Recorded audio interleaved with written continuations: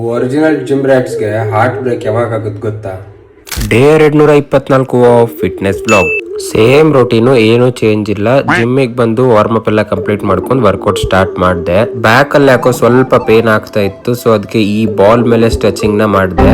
ಈ ಬಾಲ್ ಮೇಲೆ ನಾನು ಅವಾಗ ಸ್ಟ್ರೆಚಿಂಗ್ ಮಾಡಿರ್ತೀನಿ, ಬಟ್ ವಿಡಿಯೋದಲ್ಲಿ ಹಾಕಿರೋದಿಲ್ಲ.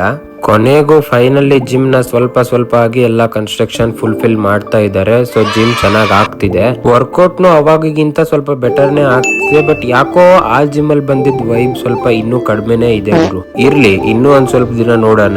ಆಕ್ಚುಲಿ ಇದನ್ನ ದೀಪಾವಳಿಗೆ ಫುಲ್ ಓಪನಿಂಗ್ ಮಾಡ್ತೀವಿ ಅಂತ ಹೇಳಿದ್ದಾರೆ. ಅಲ್ಲಿ ತನಕ ನೋಡುವ. ನಾನು ಅದ್ ಏನೇ ಮಾಡಿದ್ರು ಹೆಂಗೆ ಮಾಡಿದ್ರು ಇದೇ ಜಿಮ್ ಅಲ್ಲಿ ವರ್ಕೌಟ್ ಮಾಡ್ಬೇಕೆ. ನನ್ನ ಹತ್ರ ಇದನ್ ಬಿಟ್ಟು ಬೇರೆ ಆಪ್ಷನ್ ಇಲ್ಲ. ಯಾಕಂದ್ರೆ ನಾನು ಅಡ್ಮಿಷನ್ ಮಾಡಿಸುವಾಗ 1 year ಮೆಂಬರ್ಶಿಪ್ ನ ತಗೊಂಡಿದ್ದೀನಿ.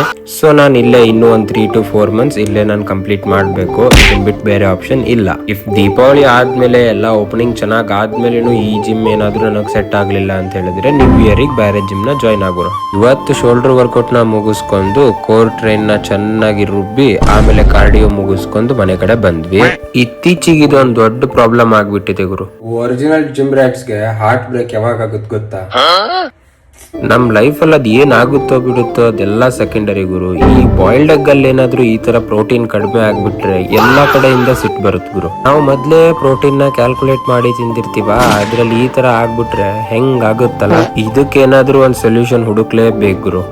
ಇವತ್ತಿಗಿಷ್ಟೇ, ಸಿಗುವ ನಾಳೆ. ಬರ್ತೀನಿ ಗುರು, ಟಾಟಾ.